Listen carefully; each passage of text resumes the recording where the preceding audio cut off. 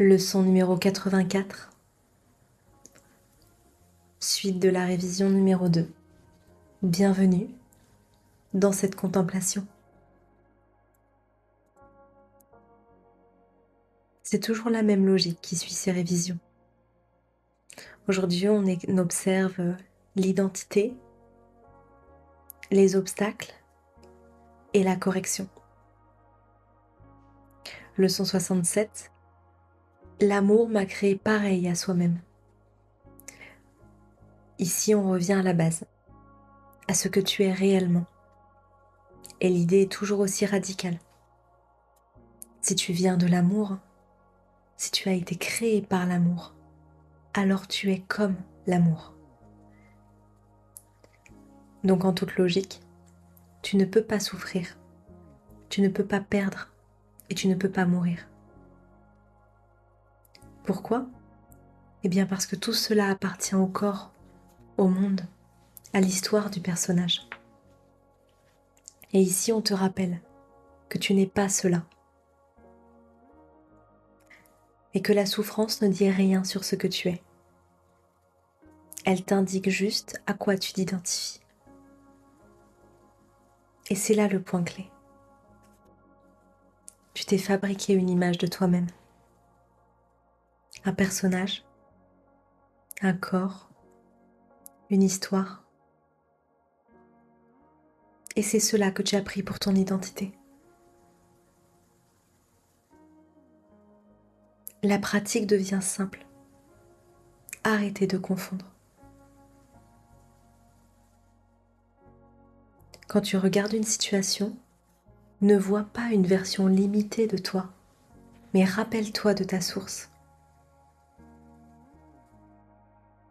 Mon Créateur n'a pas créé ceci comme je le vois.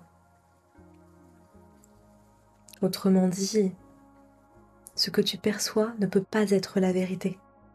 C'est une interprétation. Leçon 68. L'amour n'a pas de rancœur. C'est la deuxième idée. Elle nous indique l'obstacle.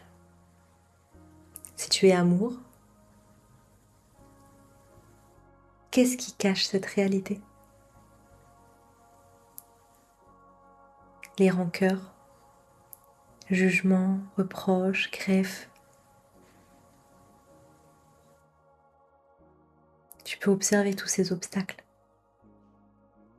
Pourtant, la logique est très directe. L'amour n'attaque pas. La rancœur, si, est une attaque. Donc, la rancœur ne peut être rien d'autre qu'un refus de l'amour. Et surtout, quand tu gardes une rancœur, rappelle-toi que tu t'attaques toi-même. Pourquoi ? Parce que tu attaques ce que tu es.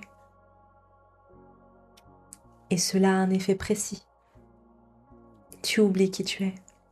Tu ne te reconnais plus. Donc plus tu juges, plus tu te sens séparé et plus tu te sens perdu. Et c'est exactement ça. La rancœur n'est rien d'autre que le mécanisme de séparation. À l'inverse, quand tu lâches la rancœur, il n'y a plus d'attaque, donc plus de séparation et plus de personnages à défendre. Ce qui reste est une présence simple et sans conflit. Observe l'enchaînement de ces deux idées. Tu es l'amour. On parle de ton identité réelle. Les rancœurs cachent cette réalité. On t'indique l'obstacle.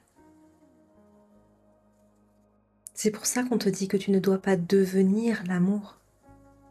Tu dois arrêter d'attaquer. Et c'est tout. Concrètement, lorsque quelque chose te dérange, rappelle-toi, je suis tel que l'amour m'a créé. Et vois, est-ce que je suis en train de juger ? et choisis à nouveau. Je ne veux pas utiliser ça pour m'attaquer. Il n'y a rien à forcer, juste à voir, à reconnaître. L'essentiel à retenir ici, c'est que tu es déjà ce que tu cherches. Et le problème n'est pas l'absence d'amour, c'est l'attaque, la rancœur que tu maintiens. Il n'y a rien à ajouter, juste arrêter de retirer l'amour.